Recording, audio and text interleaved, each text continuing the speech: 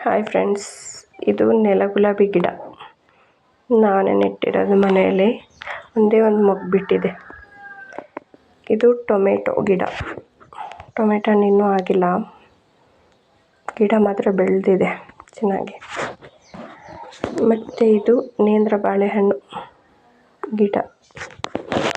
ಮತ್ತು ಇದೆಲ್ಲ ಅಡಿಕೆ ಮರಗಳು. ಇಲ್ಲಿ ನೋಡಿ, ಇದೇನೆಂದರೆ ಇದು ರಾಮ್ಫಲ್. ಚೆನ್ನಾಗಿರುತ್ತೆ, ತಿನ್ನೋಕ್ಕೆ ಸ್ವೀಟಾಗಿರುತ್ತೆ. ಈಗ ಕಾಯಿ ಮರದಲ್ಲಿ ಎರಡೇನೋ ಬಿಟ್ಟಿದೆ ಅಷ್ಟೆ. ಹಣ್ಣಾದರೆ ಮಾತ್ರ ಕಾಯಿನೇ ಬಾವಲಿಗಳು ಕಿತ್ತಿಂದಿದೆ. ಹಣ್ಣಾದರೆ ಬಿಡೋದೇ ಇಲ್ಲ.